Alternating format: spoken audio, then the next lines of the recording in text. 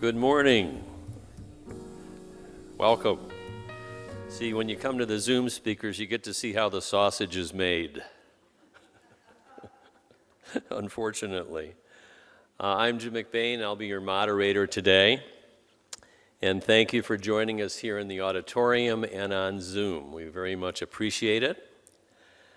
Today we have the first in our Thursday lecture series for the 2023-24 program year.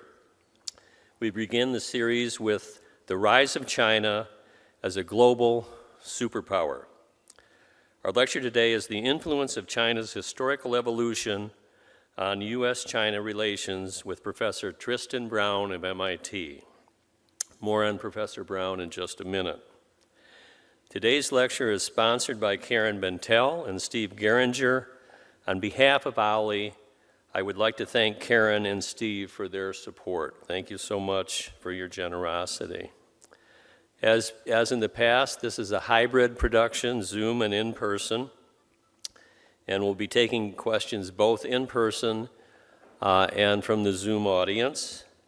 I'll coordinate with the help of a couple of mic assistants, and for those of you in the auditorium, you received a card that you can write your question on, and if you don't have one, one of the mic assistants can provide it to you. Zoom people, you'll put your question into by clicking on the Q&A icon and typing in your question. Before we get started, a few words to the Zoom audience. If you are having technical difficulties, the best thing to do is to exit the application and come back in again. And you received an invitation to this lecture this morning about 8 a.m. from Ryan. And the address for coming in is in that email. If you have volume problems, the first thing you want to do is turn up the volume. We also have a closed caption option. Click on the CC icon if you would like to take advantage of that. And I think that's about it. Oh, if you're still having technical difficulties, call the Olli office and they will assist you. Upcoming events. This afternoon from 2 to 3:30 p.m., the Olli Diversity, Equity, and Inclusion Group presents the first lecture in the Zeckelman Holocaust lecture series. The title is, How Did This Happen? Learning about the Holocaust. This whole series is going to continue once a month on Zoom, and it's free, but you do have to register to get access to the URL to see the Zoom presentation. On Wednesday, September 20th, Evenings with Olli presents What's New in Ann Arbor with the Ann Arbor City Administrator and others. And this is live at the Kellogg Eye Center Auditorium, 6 to 7:30 p.m. with some refreshments starting at 5:30 p.m. And 1 week from today, Thursday, September 21, we'll hear the second lecture in this series, and that title is China's Military Transformation under Xi Jinping, and that will be, should be quite interesting. Check this out and other activities at the Olli website. Now to today's program. First, the legal disclaimer. The views expressed during the lecture and the Q&A do not necessarily reflect those of the U of M or Olli. As usual, we'll have approximately 1 hour presentation followed by a 30-minute Q&A. Towsley people, write your questions on your cards. Zoom people, use the Q&A icon. I'd now like to turn the mic over. Oh, I'm sorry, yeah. You have something to say? The Zeckelman series isn't free. Oh, it's not? No, it's $12 a lecture, or I think it's $60 for the package, but it's not free.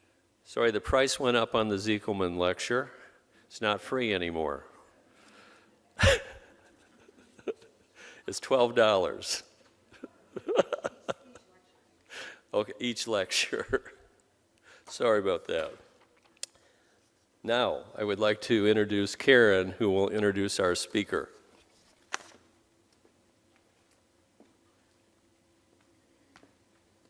Thank you, Jim, and welcome everybody. My name is Karen Bantel, excuse me, and I had the pleasure of being on the committee that put this series together, and I will tell you that I think it's going to be remarkable. I hope you will all tune in for all 6. It's a very comprehensive series. So it's my pleasure to be able to introduce Tristan Brown today, professor of history at MIT. Tristan is a social and cultural historian of late imperial and modern China. His research focuses on the ways in which law, science, environment, and religion interacted in China from the 17th to early 20th centuries. He has held research fellowships at St. John's College, Cambridge, and Stanford University. He has conducted research in China, Taiwan, and Jordan with the support of grants and fellowships. He received his PhD from Columbia University. And thank you so much, Tristan, for sharing your time with us today. We look forward to hearing your talk. Thank you. Absolutely. Well, let me just say thanks so much to Karen Bantel for this kind invitation to the U of M. Thanks so much for everybody coming today, and for the whole program. It looks really exciting. So let me share my screen and get the sort of PowerPoint started. I do have a PowerPoint for you today. And let me make a few disclaimers at the very beginning. Okay, everybody can see this? Yes. Okay, great. Thank you so much for confirming. Let me make a few disclaimers here at the very beginning. First of all, I'm very passionate about Chinese history. I find this subject endlessly fascinating, and I'm happy to take your questions about it. This is about a semester worth of information. Because the history of modern China, so much happened. We got wars, we got all these famous political figures. So I've done my best to try to condense, to give you the kind of what I think are the essential highlights that can hopefully contextualize the rest of your talks in the series. So without further ado, maybe let's start with a little bit of geography. I suspect that maybe your later speakers won't necessarily just look at a map of China. Let's get a lay of the land. And this is how I always start in my classes at MIT. So let me just say something, right? So you look at the United States, you go 50 states. China has a total today, the People's Republic, of 34, you could say, political administrative units. They're provinces, okay, but there are more than just provinces. There are also autonomous regions. You can see here the Xinjiang Uyghur Autonomous Region, Tibet, Inner Mongolia, for instance. It's another kind of administrative category. There's also directly administered cities, right? Famously Beijing, Shanghai, Chongqing, Tianjin, 4 of those. 2 special autonomous regions, Hong Kong and Macau. So just kind of like lay all that out for you. You don't have to like memorize that or anything, but just realize that it is of interest, I think, to note that the entire country is bound by one time zone. Okay, I don't know of any other place in the world of such a large geographic area that has one time zone. And of course, that does mean that over here in Kashgar, you can see in the far west of the country, in the western part of Xinjiang, the sun rises in January about 10:15, 10:20 in the morning, okay? So just kind of keep that in mind. The politics around all of this stuff, I think, is quite of interest. Okay, so I thought about where to even begin, right? We look at that map, we say, where do you start with modern China?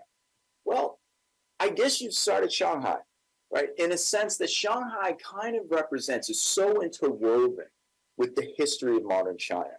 The founding of the modern city just after the Opium Wars, and all of the kind of things that it represents, right? As I just mentioned, tied in with the legacy of the Opium Wars, tied in with the legacy of Western imperialism in China, Western presence in China, and also with that kind of role that Shanghai played in the late 19th, early 20th centuries.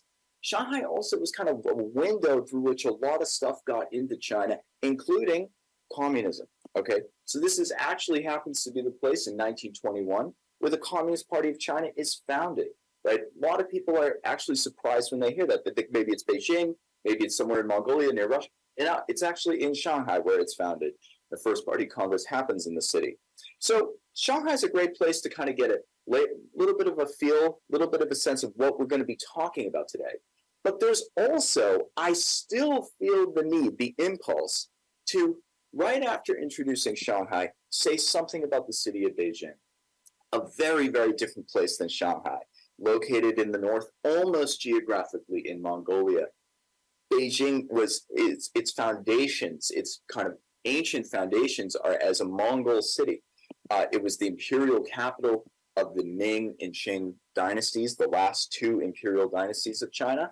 And yet it still continued after the establishment of the People's Republic of China, with a brief interlude in the early 20th century where the capital moved south. It's been the capital of China since the founding of the PRC on October 1st, 1949. And so in Beijing, you get that sense of that really, really old history of China, the history of imperial China, dynastic China, really right up against the history of the party, of modern China, of the People's Republic of China. And I think nowhere you can see that better than in the Forbidden City, the gate of Tiananmen, with the portrait of Mao Zedong. I think it's either changed every day or every week, maybe every week, so it always looks fresh, okay? That kind of, I think, space really represents, right, the great sort of complexities of the history of the city. So what I want to say by introducing Beijing, by introducing Shanghai, is that I find a way to sort of understand in a kind of, let's say, in a rigorous, sympathetic, but really compelling way, in terms of embracing the contradictions, embracing the sort of tensions that we see in China's past and in China today, right? The dynamic between Beijing, this political center, and Shanghai, the southern economic centers, dynamics between North and South, dynamics that you'll see between the personalities of Mao Zedong and then Deng Xiaoping, his successor, in their policies. And also, I think, hanging over all of this, two discourses that really pervade throughout 19th and 20th century, even to today, Chinese history. A discourse on one end of reform and a discourse of revolution. Okay, what does China need in order to save China, to rejuvenate China, to make the Chinese nation great? So just kind of keep these kind of contradictions, these tensions in mind, because they're going to pervade the whole history that we look at today. Okay? All right, so my outline for today, here's what I've got for you. I'm going to talk very briefly the late Qing, well, not so briefly, but a little brief about the late Qing dynasty. It is relevant. We'll talk about World War II and the Communist Revolution in the early 20th century. And then we'll talk about a brief history of the People's Republic of China. I've ended with some reflections on Xi Jinping and his assumption of power, okay? So you can see I've kind of drawn from slides and lectures of that I cover over the course of a semester. So I apologize if sometimes you feel there's a leap or something. It's in my construction of trying to make this into a narrative. Okay. So let's just say, let me introduce sort of the end, the beginning here, but the end of imperial China here. The last dynasty of imperial China, the Qing dynasty, inherited a very, very long imperial tradition. This is a slide I always show my students on like the first day of class, and it's so intimidating because it covers a lot of ground, right? The first emperor of China, the first empire, was established in 221 BC. That imperial tradition ends in 1912 of the past century, right? So we're talking about a political tradition that was really, lasted for over 2,000 years. The Qing is, as I mentioned, the last of those imperial dynasties, okay? And by metrics of looking at the Qing versus some of the dynasties that it followed, it was by many metrics quite successful. It had a string very early on in its first 150 years of three very good emperors, certainly better than the emperors of the preceding dynasty, the Ming dynasty. You got Kangxi, Yongzheng, and the Qianlong emperors. You don't have to know those names, but just be aware that it's often thought that the Qing dynasty was quite capably run for especially its first 150 or so odd years. Now, there is something unique about this dynasty, something that you should really keep in mind, which is that the Qing isn't just any other dynasty, it is a conquest dynasty. It was founded by the Manchus. These are people who came from beyond the Great Wall. Their native language was not a Chinese language. It was a Manchu language, which is an Altaic language related, you could say, to Mongolian and other Inter-Asian, Central Asian languages. They ended up conquering Beijing in 1644. They ended up consolidating their rule over the rest of the country, and they ruled as the last dynasty until 1912. So realize that one of the dynamics that comes out in the Qing dynasty is this dynamic between Manchu and Han, between the sort of this, you could say, this minority group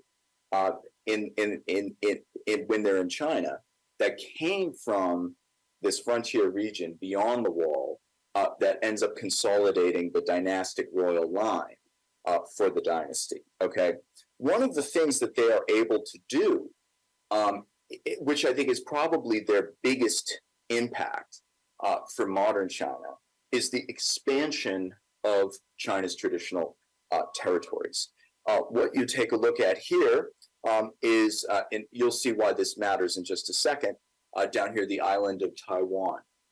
Taiwan is brought into the Qing Empire in the 1680s, 1670s, 1680s. There's a big conquest of the island. It takes some time, but they get it and they bring it into the empire. This is significant because this is actually the first time in China's very long history that that island is part of a Chinese dynasty. Okay, so it's actually relatively recent that it comes on the map. That might be relevant, of course, when you talk about the issues surrounding the island today. They also, of course, bring in through I'm talking about the Manchus, the rulers of the last dynasty. They bring in a relation here with the Western regions, especially Tibet, down there, Xinjiang, right? These are areas that basically are brought into the empire over the course of the 1700s. And what you have is basically a doubling, at least a doubling of the territory of the previous Ming dynasty. The other thing I want you to pay attention to as you think about this, just to kind of give you an example, this is, for instance, the Song dynasty, about the year 1000 or 1100. And you can see it's a much, much, much smaller area that it covered. One thing that you should know about the Qing dynasty and their expansion, the Manchus' expansion of the borders of their empire, is that this is approximately the borders of China today. So one of the remarkable things about the history of China in its transition from the 19th century to the 20th century is that the country actually retained many of its imperial territories. That's not what happened, for instance, with the Ottoman Empire. It's not what happened with many other empires. So that question of how did they do that, and that's something that maybe we can explore later in the talk or in the Q&A. All right. Now, there's something else I do need to introduce to you because it is so important, and it is so foundational, and it still affects, I think it's fair to say, Chinese culture today. That the Manchus in the Qing dynasty didn't just invent things wholesale. They did do new things. They did have new policies, but there's some things that they inherited from that very, very, very long tradition. And one of the things that they inherited was an examination system, the imperial examination system. This was a national examination system rooted in the Confucian classics that was responsible for the production and selection of officials to the emperor. This was a deeply, deeply rigorous examination system that was very, very strenuous. The exams, depending on the level, were offered, the major exams were offered once every 3 years. Those were the examination years. The passing rate was far less than 1%. The vast, vast majority of people failed these exams. But what you can see from this kind of chart, this flow chart that you see on the left side of the screen, the county exams,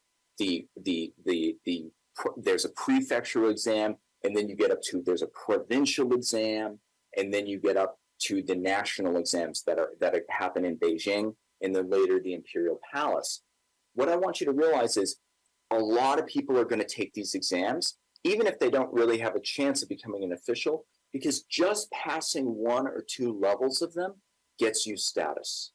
It gets you status in this society. Now, there is something that I think we could speculate on. Sometimes I think about this with my students in class, is that it is often thought that one thing that the Qing dynasty and other imperial dynasties do through the examination system is that they overproduce elites. They produce a lot of people who really want to get jobs, who can't get jobs, but spend a lot of time and a lot of resources getting educations to try to get jobs. Okay, it's interesting to think about sort of the current discourse around higher education in the United States, for instance. But there is, despite whatever problems that they have, that this system has, it creates an elite selected by examination that basically a lot of people believed in. Okay, that had legitimacy among wide specters of the population. And as I mentioned, even for the failures of this examination, for the guys who just passed one or two levels of it, it was only men who took this exam.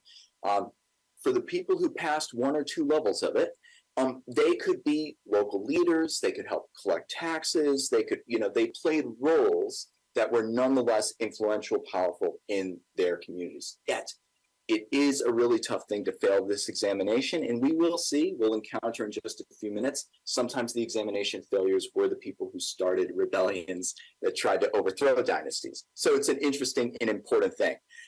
The reason I bring this up, I know this is a lecture series on modern contemporary China, is that the university examination in China is a really, really big thing today.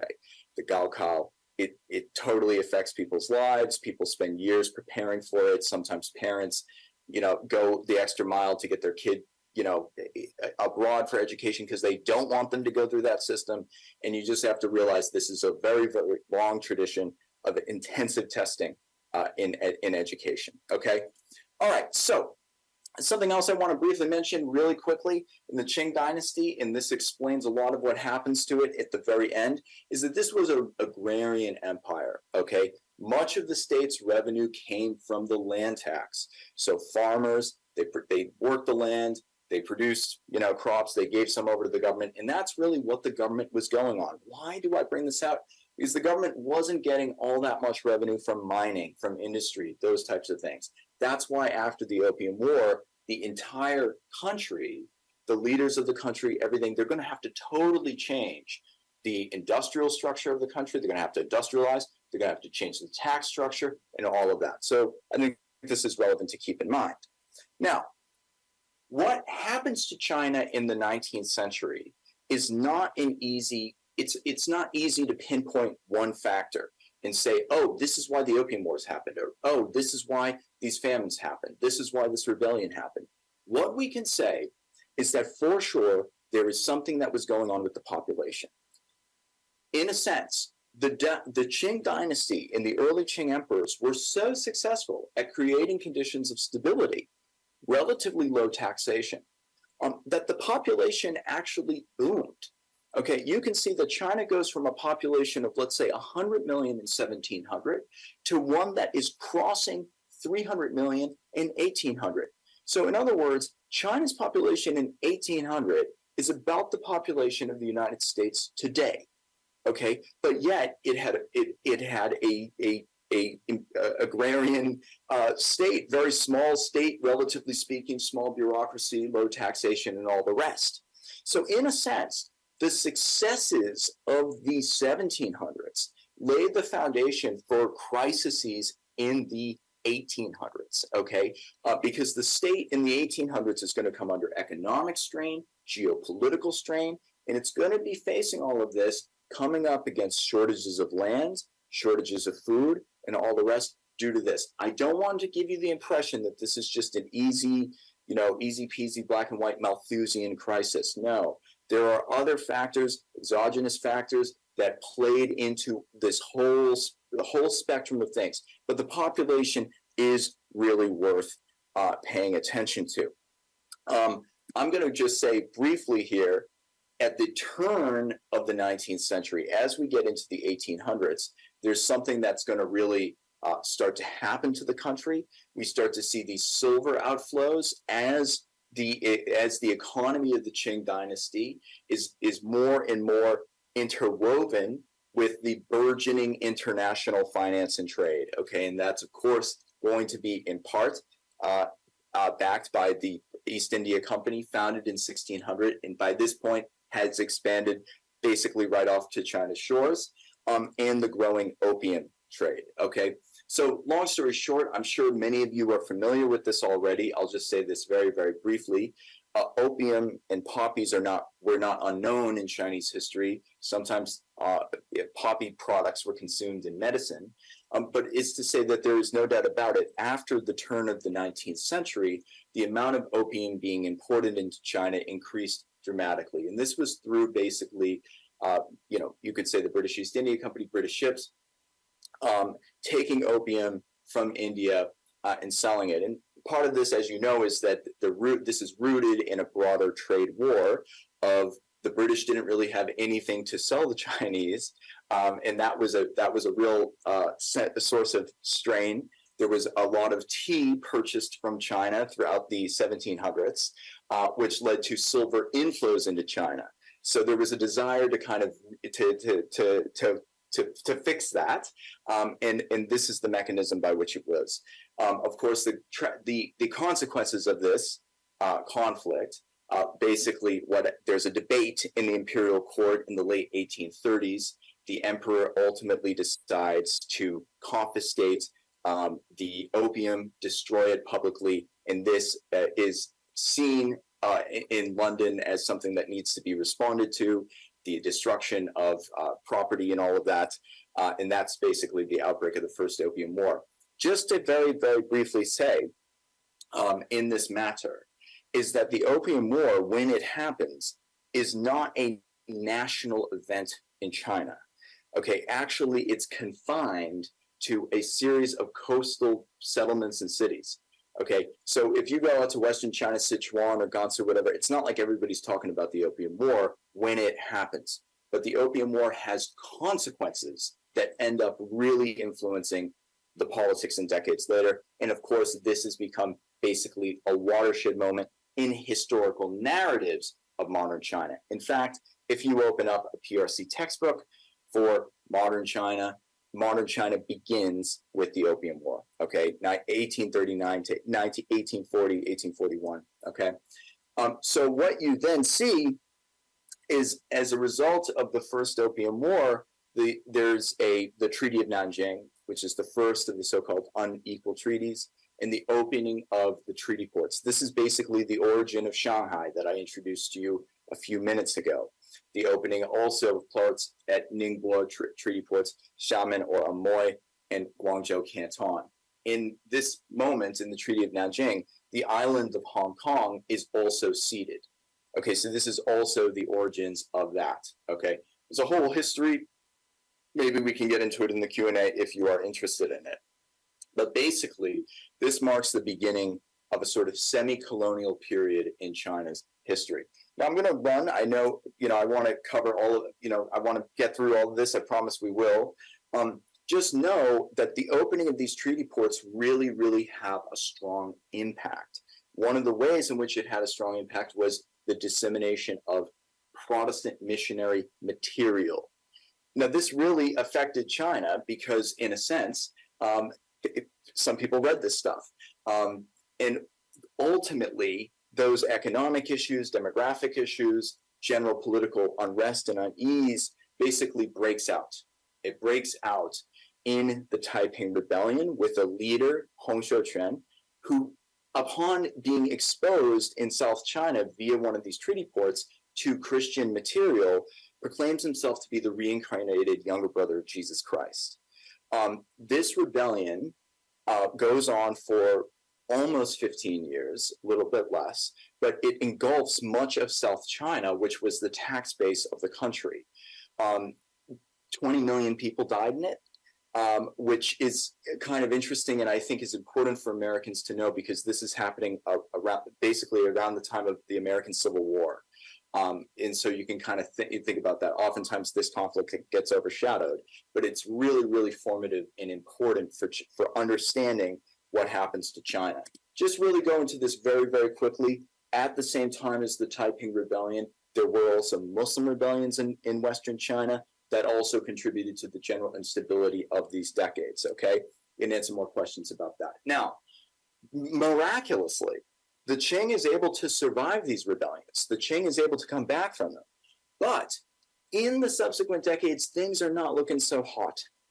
Okay, and one, basically the perceived gap between the success of Meiji Japan's industrialization efforts and Qing China's relative failure becomes more and more prominent in official discourse. Nowhere is that more, I think, seen than the 1894 Sino-Japanese War. I bring this out to you not because I want to overwhelm you with facts or data, but because this is relevant. Why? Because not only is this a sort of turning point in Qing Chinese-Japanese relations, but this is also the moment that Taiwan, that island that I mentioned earlier, which had been annexed by the Qing state in the 17th century, now gets annexed by Japan. So Taiwan is ceded to Japan as a result of this conflict, and Japan governs Taiwan for 50 years, okay, until basically the end of the Second World War. Okay, I'll just say, basically there's other, the Boxer Rebellion, I'm sure you're familiar with that. I have a slide on that. There is a really, really interesting and important American tie-in to this, the Boxer Indemnity Scholarship. I'll just say, again, it's okay. Some of you might be very familiar with the Boxer Rebellion. Some of you might not be. That's okay. Just know that in the years after that Sino-Japanese War, the first Sino-Japanese War, there's a power struggle in Beijing over the direction of the country. Power struggle between, let's say, more liberal reformers, some conservatives in the government. Some of them want to really change. What do we have to change for the examination system? What do we not have to change? All that. What ends up happening is anti-foreign sentiment grows, especially on the North China Plain. There's some quite unfortunate weather patterns, local famines break out, and ultimately these groups of martial arts groups organize themselves into the Boxers, and they march on Beijing, targeting foreigners who are living in China. This ends up being a huge international, really a sort of global conflict, if you will. And the result of it is that the Qing dynasty has to pay money to all of the countries who were affected by this, the Boxer indemnity, so to speak. Well, there's an interesting history here, which is that China ends up overpaying the United States. And then I believe in 1907 it's in the first decade of the 20th century, the American Congress basically says, okay, well, China overpaid us, so let's create a scholarship for Chinese students, and that's the Boxer Indemnity Scholarship. So many of China's leading intellectuals in the 20th century come to the United States to study on these Boxer Indemnity Scholarships. There's a few sort of major groups, 4 or 5 groups before the Communist Revolution that come study in the United States. Really interesting sort of moment. Okay, now the Qing survives. It manages to survive in spite of all of those rebellions, all those famines, all those unequal treaties and all the rest until 1911, 1912. But it is overthrown. There's the Xinhai Revolution, which breaks out in 1911. The emperor ultimately abdicates in 1912. Just really quickly, the straw that broke the camel's back was over the funding of railways, that big sensitive question over industrialization. As I mentioned previously, traditionally the imperial state, the Chinese state, had been rooted in agrarian sort of culture, agricultural taxation. That transition was never going to be easy. And in this case, it ultimately, contributed to its downfall. It was very hard to do. You probably know this guy. You've probably heard of him, Sun Yat-sen. He is elected the provisional president of the newly established Republic of China. He quickly relinquishes this role to this other fellow, a Qing dynasty official, Yuan Shikai. Let me say a couple of quick words about Sun Yat-sen and Yuan Shikai. Sun Yat-sen, actually, you can see much of his life was spent in the Qing dynasty. Much of his life is spent abroad. Okay, Sun Yat-sen was a great proponent of overthrowing the Manchu state, overthrowing the Qing dynasty. He actually has family in Hawaii. He spends time in Hawaii. And if I'm not mistaken, he goes to the same school that Barack Obama graduated from in Honolulu. So they're both. So there's a joke, that school, Hawaii, has produced two presidents. The first, Sun Yat-sen and Barack Obama. Okay, that's true. True. He spends a lot of time abroad. He organizes. He finds out that while this conflict has broken up, the last emperor is going to resign. He rushes back to China to participate in this moment. Ultimately, as I mentioned, he relinquishes that power of the presidency to this man, Yuan Shikai, who ultimately kind of strangles Chinese democracy in its infancy. He tries to sideline the Congress, and he proclaims himself emperor of a new dynasty. He dies in 1916. So you can say he's unsuccessful at doing that. But what Yuan Shikai is successful at is he's successful at launching the warlord period of modern Chinese history, basically by sabotaging the early Congress. Also realize just quickly, Sun Yat-sen dies pretty early, right? He dies of cancer in 1925. And this is really interesting because he's so formative, as a symbol for both the nationalist and the communist movements. They both look to him as sort of a national founder, a national hero. It's kind of rare that you have a figure that kind of crosses the boundary like that. But he is one of those figures in a sense because he didn't live to see all of the conflicts between the two parties. Okay.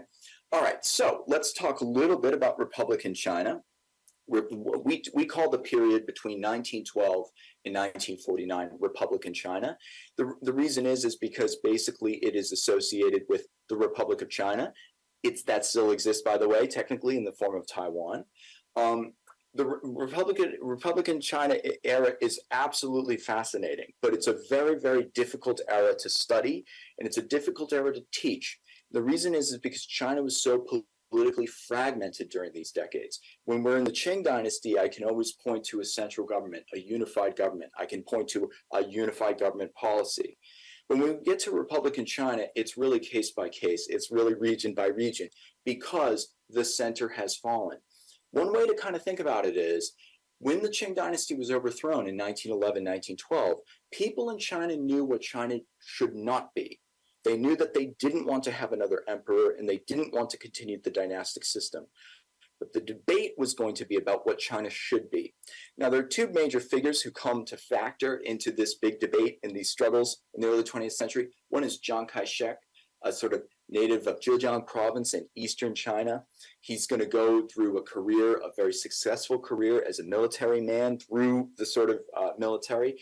He's eventually, after Sun Yat-sen's death, going to become the chairman of the Nationalist Party, the Kuomintang Party.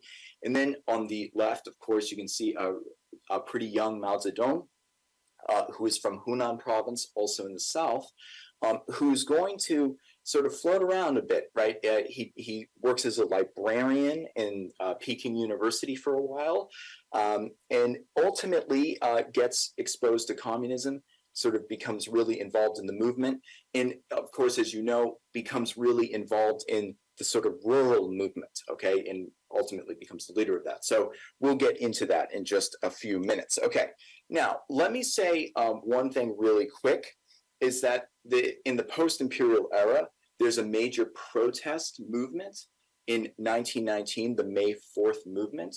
May 4th movement is basically most directly about the Treaty of Versailles, okay, and the ceding of previously Chinese territory that had been held by Germany to Japan. A lot of China actually sent representatives to Versailles. They sent representatives to negotiate. It was seen as a big slap in the face. So it was a big movement. What's interesting about the May 4th movement is that it is primarily starting as a student movement, okay, a student movement in Beijing. It then spreads. May 4th comes to kind of represent the era, this era in which there's a lot of criticism of traditional culture, Confucianism, a great interest in new sciences, new kind of ways of studying people, all of that. And of course, this is where the milieu in which communism comes into China. As I mentioned, the Communist Party founded in Shanghai, right, in 1921, just a couple of years after, we can say, the May 4th movement. Okay, so let me just say something really quickly. The rise of the Kuomintang Party. What's really going to happen is, I mean, the Kuomintang is an old party. Its roots actually go back to the late Qing dynasty and the activities of Sun Yat-sen. Just know that they were the sort of, they're going to be the biggest game in town. And after Sun Yat-sen's death in 1925, Chiang Kai-shek is going to take it over, and he has a game plan. He wants to unify China. He wants to unify China under his rule, under the party's rule. And he basically attempts to do that in 1927. They march north from the Canton area. They're going to go to Shanghai and eventually try to go further. This is called the Northern Expedition, but just know that in the process of doing this, trying to consolidate rule, Chiang orders a major crackdown upon the left wing of the party, upon communist sympathizers, okay, or communists themselves. This drives the communists out of kind of the labor, early industrialized centers like Shanghai, and it drives them right into the countryside, okay? That's ultimately going to be really, really important. Remember, most of China lives in the countryside. It was during my lifetime, maybe 15 years ago, maybe a little bit more, but maybe 15 years ago or so, that China went from majority rural to majority urban population. That's been a relatively recent change in historical terms. Basically, the communists are pushed into, as I mentioned, the countryside. There's an attempt in 1934 to surround them in southern China, in Jiangxi, the Jiangxi Soviet area, where they had established an early state. Ultimately, that effort to kind of crush them fails due to the Long March. Long March is, of course, mythologized in communist propaganda and the history of communism in China. But just know that the Long March did happen, and it did enable the communist movement to continue. They basically go to the very frontiers of China all the way up to the northwest, where they established a base of Yan'an. Okay, that's a really, really important area. They're going to be safe there from warfare. They're going to be safe there from basically the nationalist attacks. They're also going to be relatively safe from Japanese encroachment, which will happen when World War II breaks out. Now that I mentioned that, just realize that why these tensions are playing out between the Communist Party and the Nationalist Party, Japan is gradually encroaching into China. Okay, you can see here that the invasion of Manchuria happens in the early 1930s. This is a major blow to the prestige of Chiang Kai-shek's efforts to unify the country. And they're going to establish a puppet state there. It's called, Manchukuo, after Manchuria, and they're going to reinstate the last Qing emperor as the kind of the puppet head, right? That's why this kind of Qing Empire and the Manchu difference really does matter in this case. It really did. In a way, there's a debate in China over when does World War II begin? When does the fighting actually break out? And you can say that, well, I think some Chinese textbooks have been revised to say this is, at least for China, the beginning of the invasion. Okay. Of course, this is the ante is up to 1937 with the all-out invasion of much of China. Okay, this is the Japanese invade from the north to Beijing and also from the south, from Shanghai up to Nanjing. This forces Chiang Kai-shek's nationalist government to flee eventually to Western China, Chongqing. As I mentioned, the communists are also up in China, northwest China, hanging out, in the safety of a very, very remote place. And so this is really going to be an incredibly devastating war for China.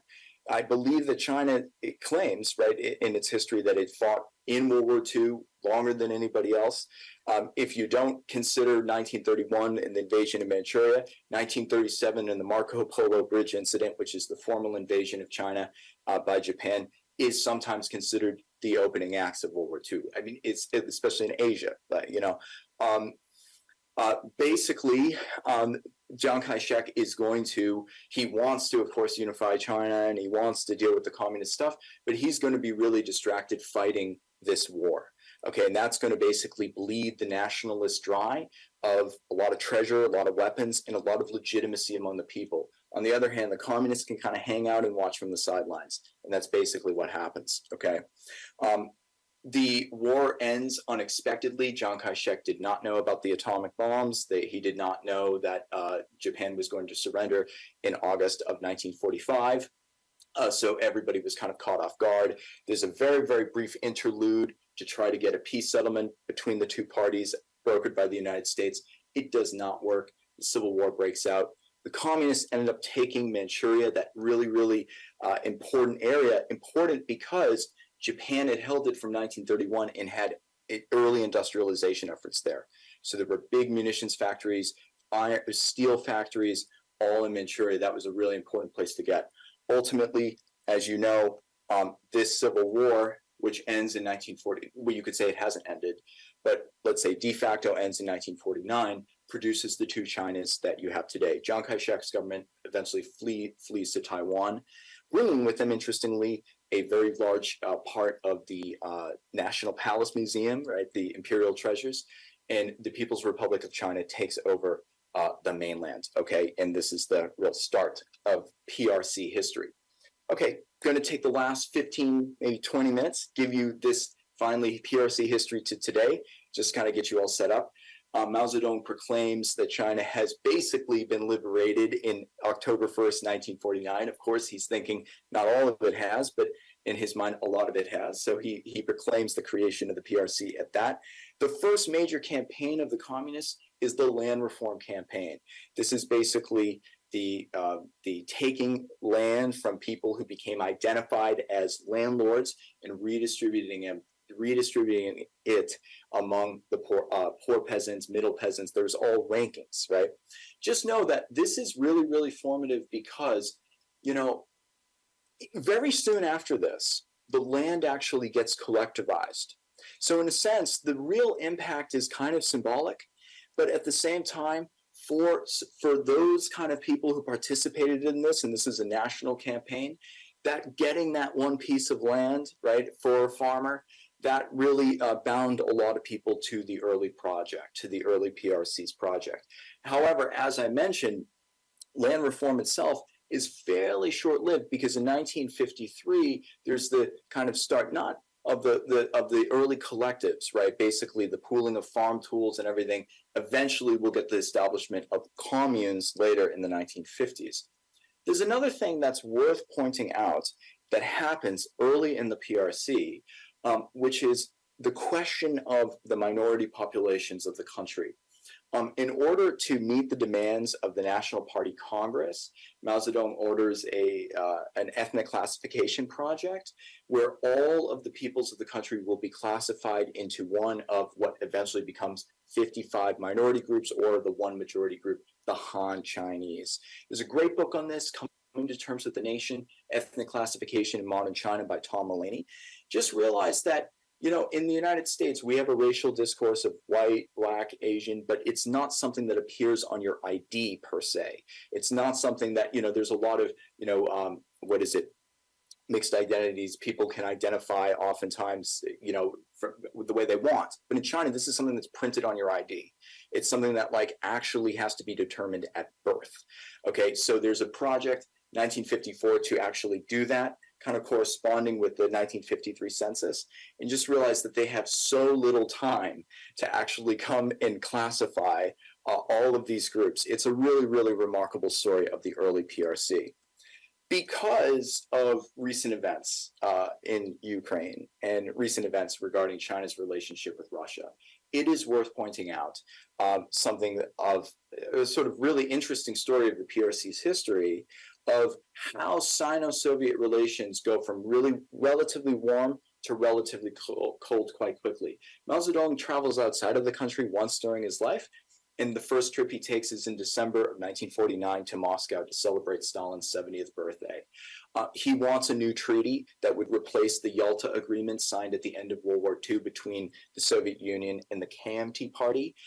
Eventually, Stalin initially doesn't want to give him that, gives him a really cold shoulder reception, but eventually there's a breakthrough, and they do sign an agreement, a treaty of friendship. Of course, the Soviet Union recognized the PRC the second day that it was established, October 2nd, 1949, I believe. But not too long after this, actually, with the death of Stalin in 1953, and then later with tensions with India, questions about the nuclear bomb projects and such, Sino-Soviet relations are actually really quite strained by the late 1950s.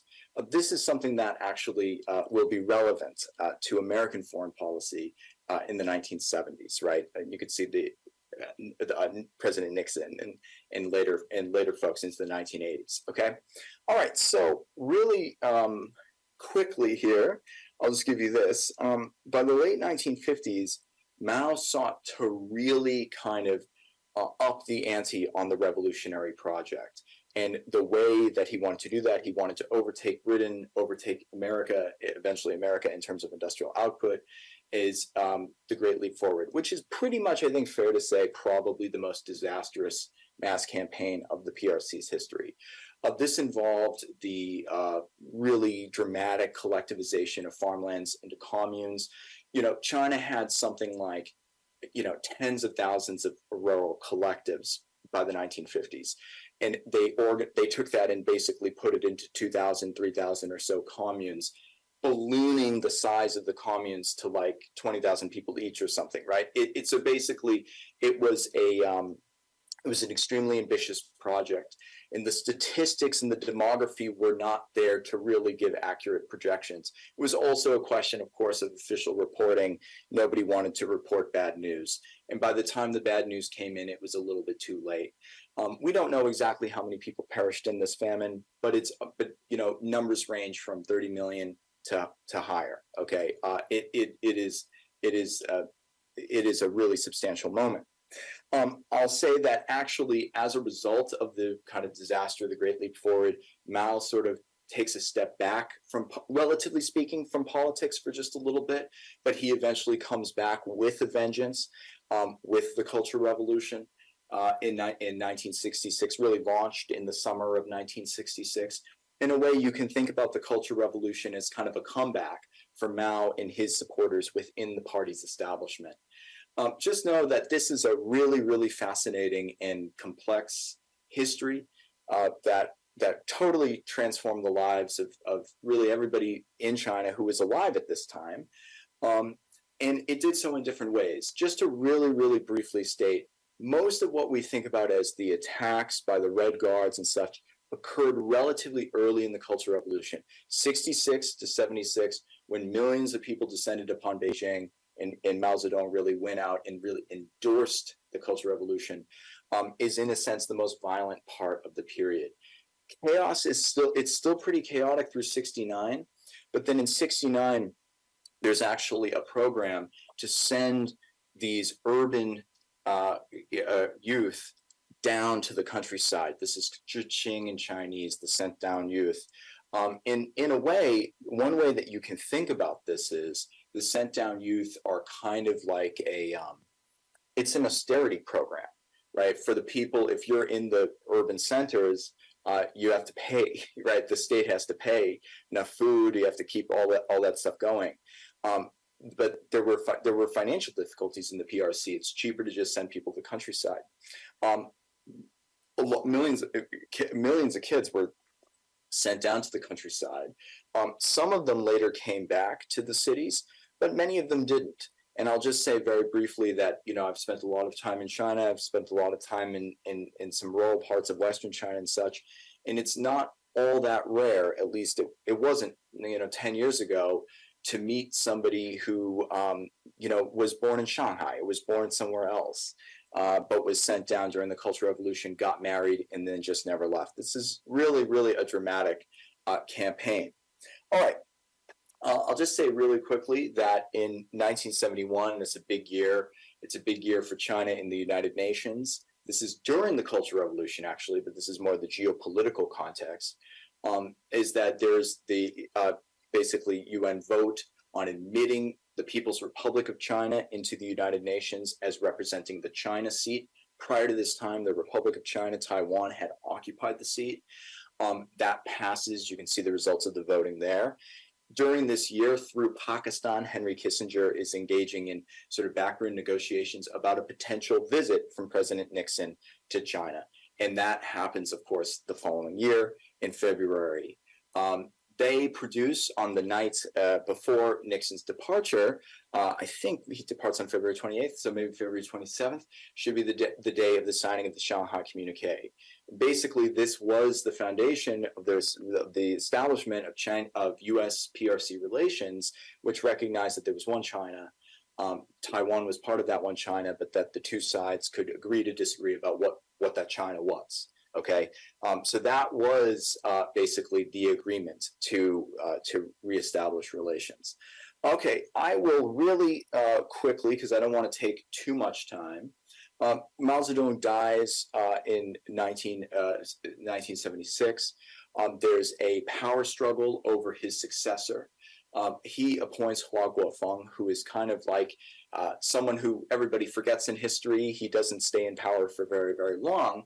But Hua Guofeng does something really important, is that Hua Guofeng arrests the Gang of Four.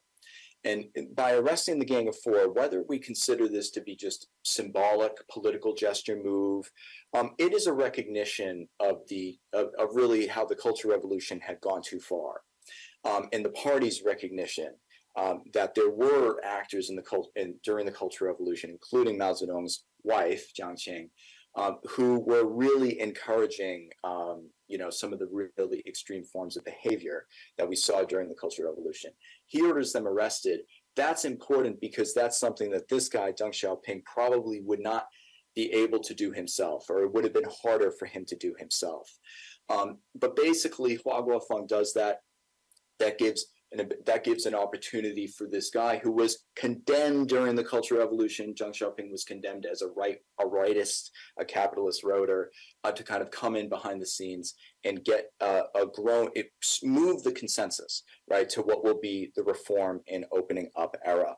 Let me say a few things about this. The reform and opening up era starts in late 1978 with the introduction of market mechanisms within the sort of previously command economy of the PRC.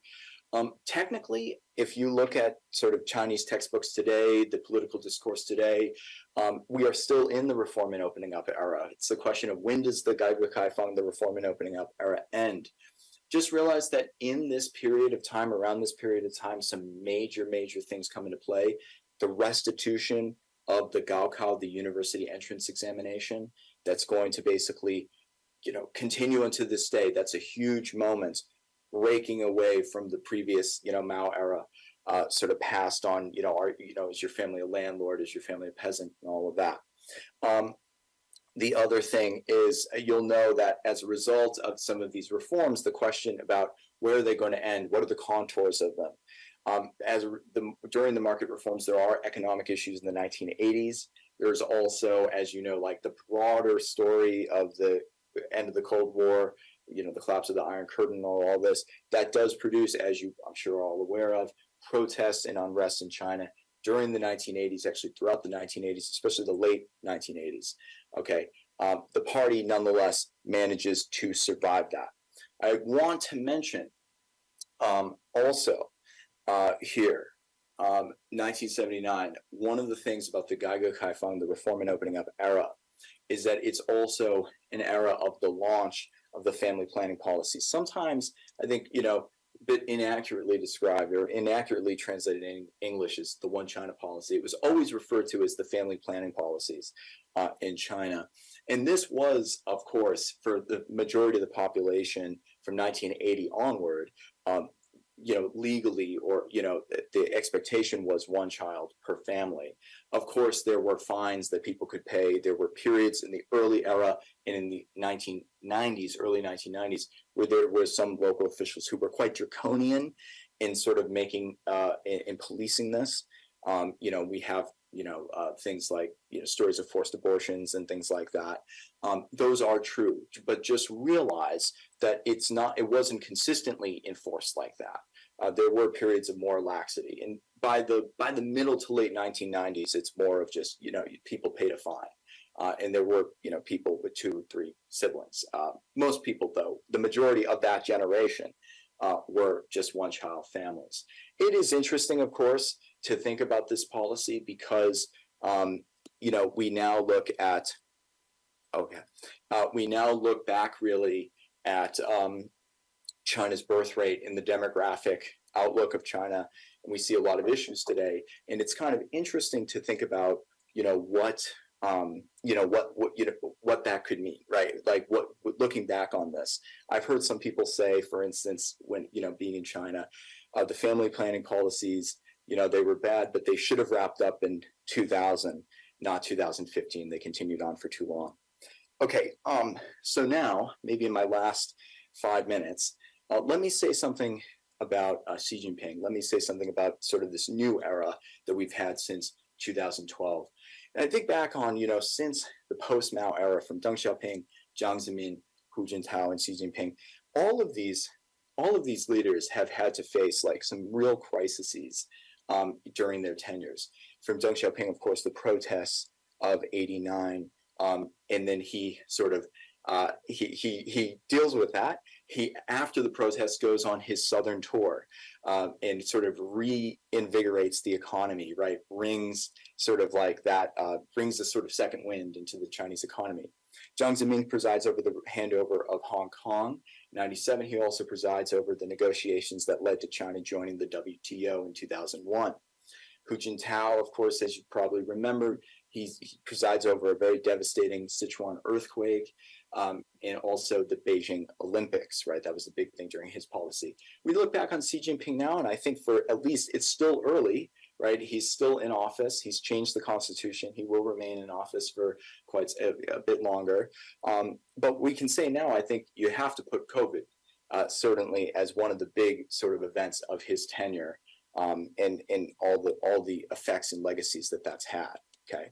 I do want to, maybe in the interest of time, because I want to give people a chance to actually ask questions and we can have a conversation. Let me just say some brief comments, I guess, about how I've seen China change over the last let's say 10 or so years.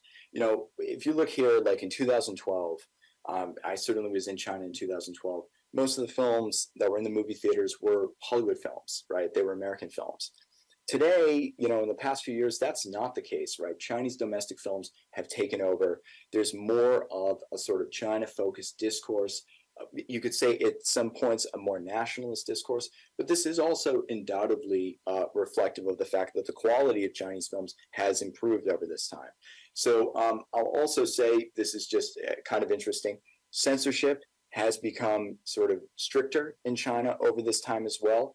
When the original Titanic was released in 1998, some of the nudity in that movie was shown in movie theaters. It was not censored. When it was re-released in 2012, it was censored.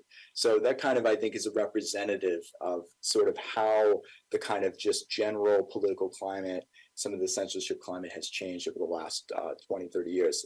Let me just skip through this and just talk about really, really briefly.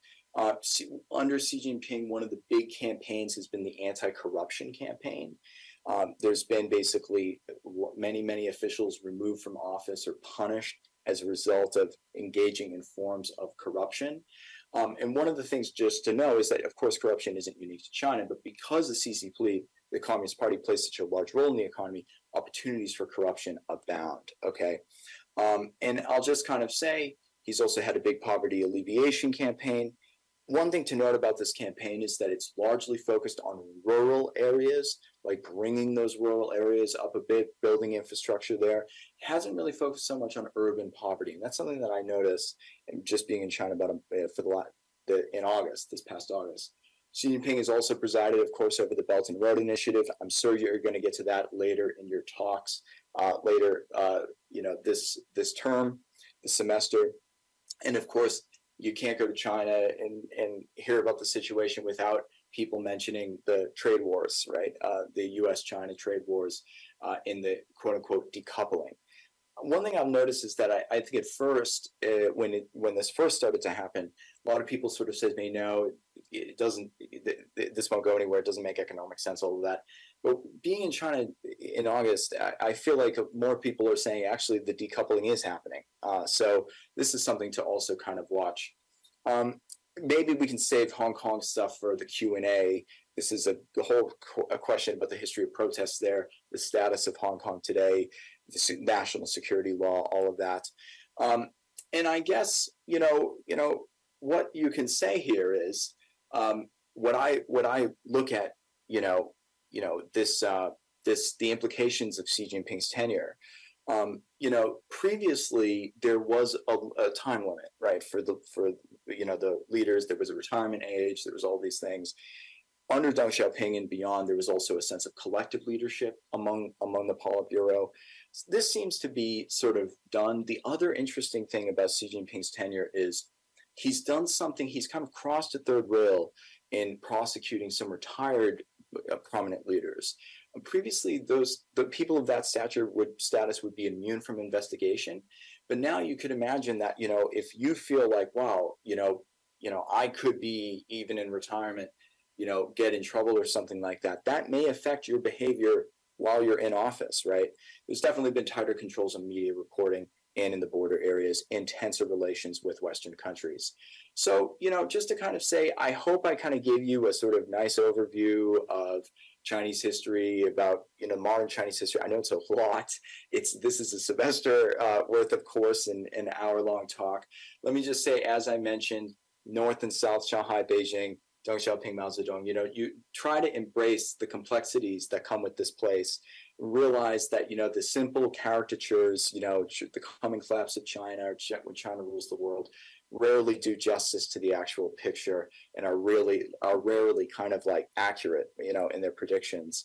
And I guess I'll just say, China's definitely today left the century of humiliation far behind, but we'll see where it goes from here. And it's definitely worth all of your attention where it goes. So thank you so much, and look forward to your questions.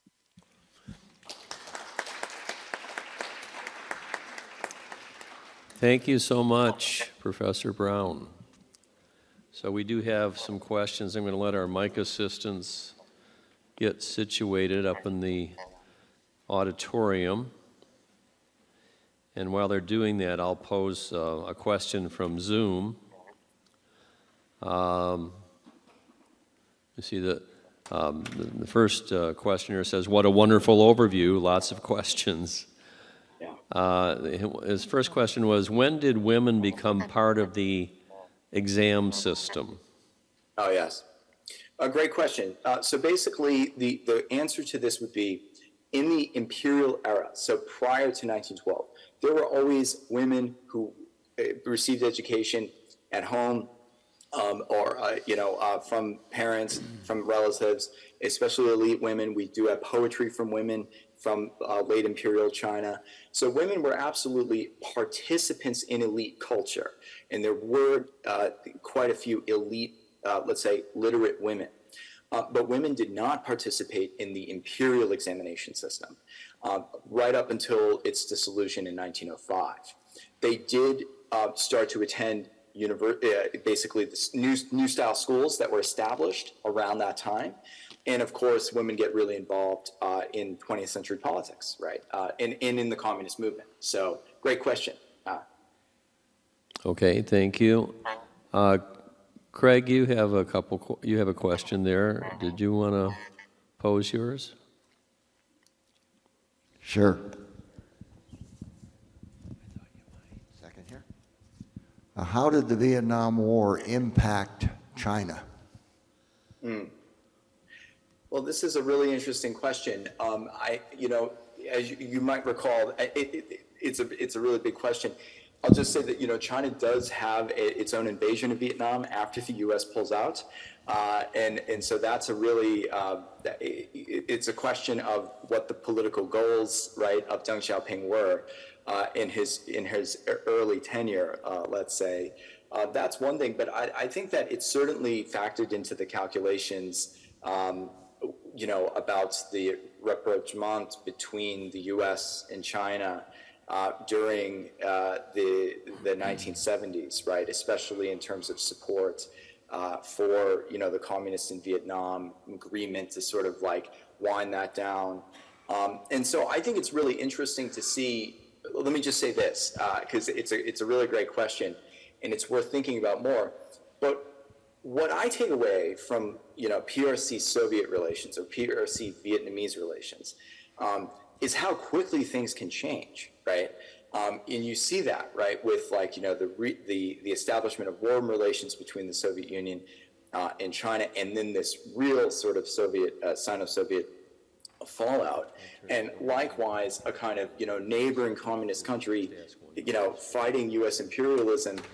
I've seen in China, for instance, in old houses, for support Vietnam, oppose U.S. imperialism in Vietnam, dating from the American-Vietnam War. But then so shortly after that, right, there's a big border conflict and question about Vietnamese influence in its neighboring countries. And so I think it's really interesting to think about how quickly these relations can change. Thanks so much for your question. It's really good. Okay, Craig, you have another one? Yes. How does civil war in China compare to the civil war in the United States? Okay, so in terms of this, we're talking about the American Civil War and the Taiping Rebellion, right? Yes. So yeah, so you're absolutely correct to identify the Taiping Rebellion as kind of like a civil war, right? It really is, in the sense of it's a faction of Chinese fighting another faction of, you could say, people who became Chinese or identified as Chinese. One thing I think you have to say is the difference is the scale of destruction. We think of the United States and the Civil War in the United States as highly destructive. I'm not sure in terms of the casualties, hundreds of thousands of people, 500,000, people died. Somebody correct me if I'm wrong on that. But in China, it was about 20 million died from the Taiping Rebellion. It's really, really just, think about the numbers there. Absolutely dramatic. And part of that, as I mentioned, was, China had already had a pretty big population by that point. And that area of China where it happened was the most populated part of the country. So I think one thing is the scale of destruction, the scale of all of that is really quite formative. I think another way you could say that it's similar is how narratives of these conflicts, these civil wars, still influence political leaders in later eras, right? So it's kind of like that might be a romanticization of the Confederate movement in certain parts of the United States. In the case of the Taipings in China, the Taipings liberated women, opposed foot binding, opposed Manchu rule, redistributed land. The Taipings do a lot of things that the communists later try to do. And so basically there's a kind of tension, you could say, in 20th century Chinese politics between people who see the Taipings as kind of a proto-reformer and the Taipings as crazy fundamentalists. And so you could say that is how people think about the Taipings, and how the Taipings are written into history tells a lot about the person narrating that history. So that's another way to maybe think about it or bring it into conversation. Okay, thank you. Our host, Karen, has a question for you. Yeah. So could you contrast Xi's relative degree of authoritarianism with the leaders in the past? Oh, yeah. So let me just say there's absolute, I think she's now at Johns Hopkins, Yuan Ang's got a great book about this, about Xi's tenure, China's Gilded Age, all about the sort of anti-corruption campaign by Xi. And I think that a few things are contrasting. Number one is I think we should avoid the trap of making the Mao Zedong comparisons. you could say, yeah, there might be some superficial comparisons to be made, but the reality is Mao was a really, really unique leader, unique situation. Really believed the ideology, really tried, to make revolution happen. He never gave up revolution, right? He kept on trying to have new revolutions, because that's what he knew. Xi is definitely not this kind of leader. But at the same time, he's also not a Deng Xiaoping leader either, right?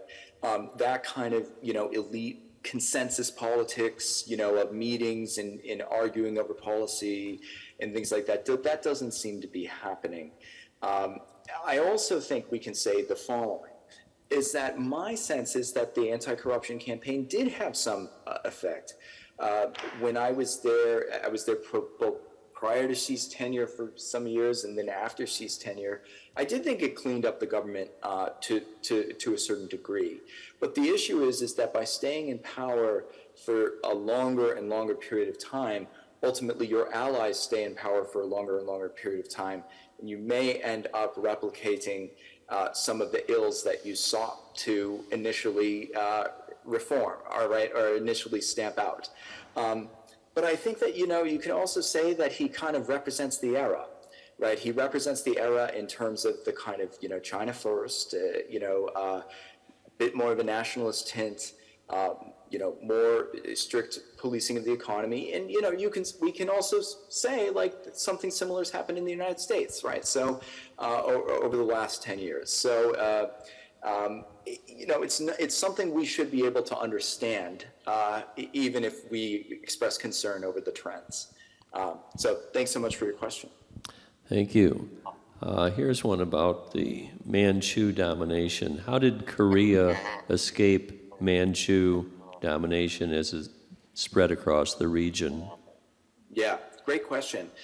The Manchus basically, you can say, quote unquote, invade Korea actually before their invasion of China. Korea had a very close diplomatic relationship with Ming Dynasty China.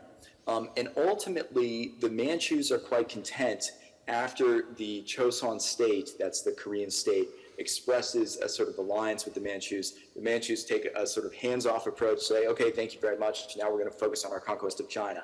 So the Koreans are actually masters at maintaining their own sovereignty and autonomy, relatively speaking. There's a new book about this by Sixiang Wang, who's a professor at UCLA. I think it's called The Wings of Empire, Winds of Empire. I can't remember exactly what it is, but it's about Choson diplomatic relations with China. And he goes into sort of how they're able to negotiate these really sort of difficult relationships. That is something, by the way, that continues, you could say, until today, with the very, very nuanced and complicated relationship between North Korea and China. Sometimes I think Americans think that, China can snap its fingers and North Korea will do something. But, actually, from the Chinese media side, sometimes you feel like Beijing is flustered with North Korea because they won't listen to them. So that's a really, really interesting, long-standing relationship. So thanks so much for your question. Okay, we have one from the auditorium. Francis? Yes, good morning. Was Mao of Han ethnicity, and why is Han ethnicity considered desirable in China? Oh, great question. So let me just say this, like Han ethnicity, I mean, like all ethnicities, right? I mean, this is a constructed concept, and it's changed over the centuries, right? What does Han exactly mean? It's an old word, right? We have a Han dynasty around the same time that we have the Roman Empire, for instance. So the general concept, the general word is old. But in terms of like the Han as an ethnic group, you could say that this usage comes really into play in the Ming and Qing dynasties as a kind of like we're Han, and the people over the wall, the people on that side, they're something else, right? They're Manchu, they're Mongol, right? So it is, of course, an ethnicity that comes into being in opposition, I guess as all ethnicities are.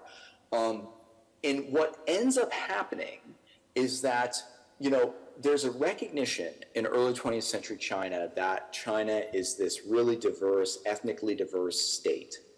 The Qing had, as I mentioned, conquered, brought in Tibet, brought in the Uyghur areas of Central Asia, etc.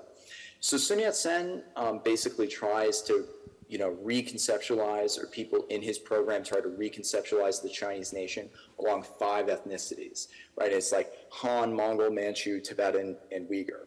And these 5 ethnicities will be the Chinese nation, okay?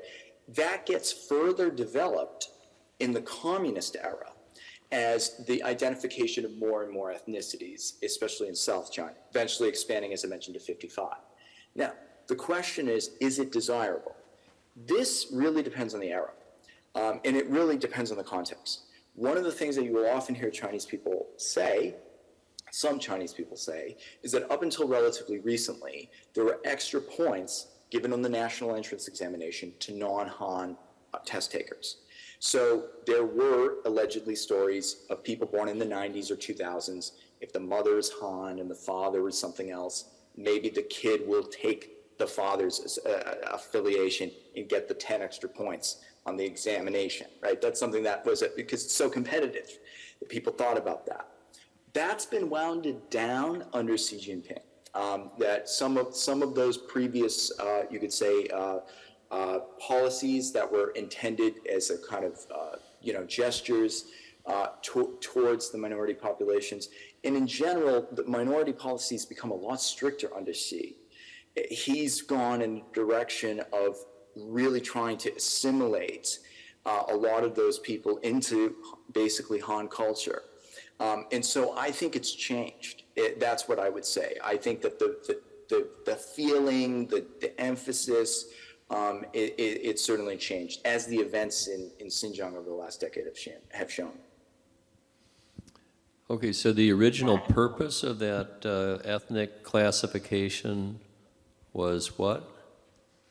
Well, basically, there was a national party congress. There was a national congress, right, that is held, and there was a promise by Mao Zedong that every ethnic group in the country would have a representative present at the conference. Oh, I see. And so you could say that the Soviets also do this. The Soviets do it with the creation of, independent states that's going to form the Soviet Union.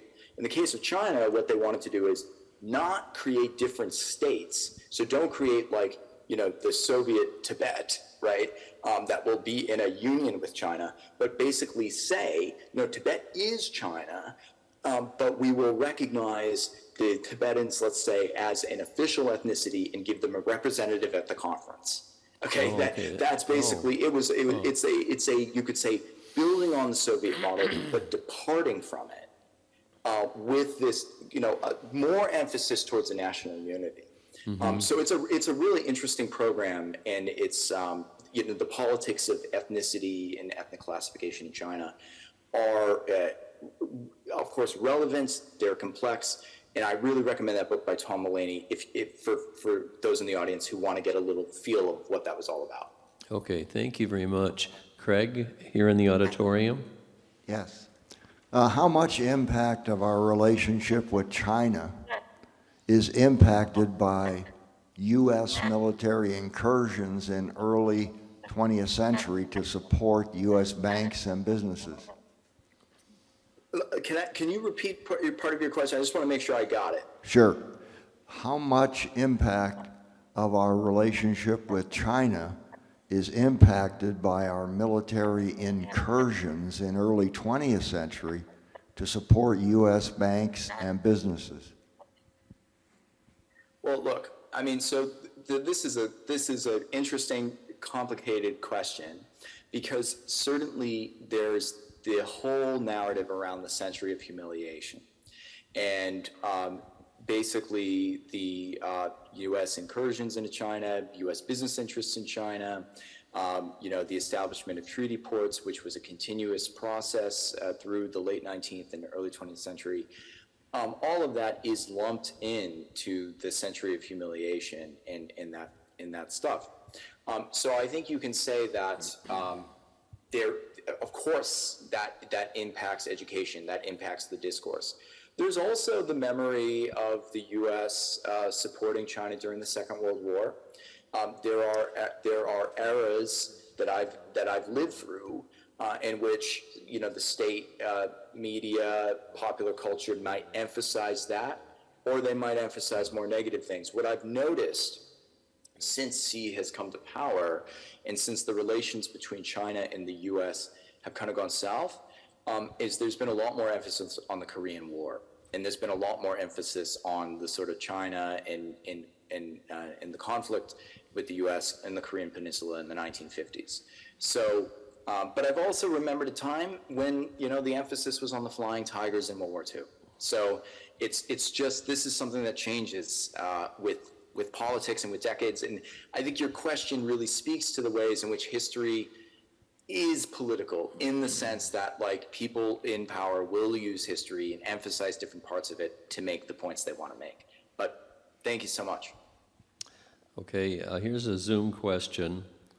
What future challenges does China's dramatic reduction in children, teens, young adults present?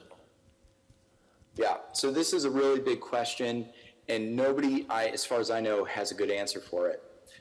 What I can say is that I was just in Korea this summer, and I mean, Korea is really at the forefront of this. Korea's got, I think, the lowest birth rate in the world, rapidly aging population. So I think, first of all, one of the things that you'll see is that the PRC and its leadership in many other countries will look to see what does South Korea do, right? And is there a way to address this? Is there a way to deal with it? There's also the debate among economists of how big of an impact can this have, right? If you increase productivity, it might not matter, right, so much if the population is aging and if the population is ultimately decreasing with a lack of births.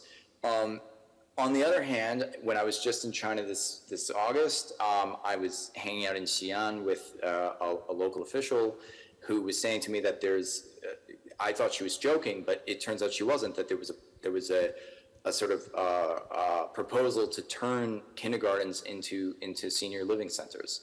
And I think that really the impacts of this is a new frontier. We don't really know what's going to happen. But I will say that I do think that the party will pay attention to this issue, and we'll see how they'll do it. I'll say one final thing on this, because it is a fascinating question. Just know that the government of China is broken down by various levels. So, for instance, Shanghai has a very low birth rate. Beijing has a very low birth rate. But these first-tier cities can continuously attract people from outside of the cities who come to look for work or come to look for opportunities. Okay? So where you really see the impact of the birth rate will be on the second and third-tier cities that have low birth rates but can't attract people because of lack of economic opportunities.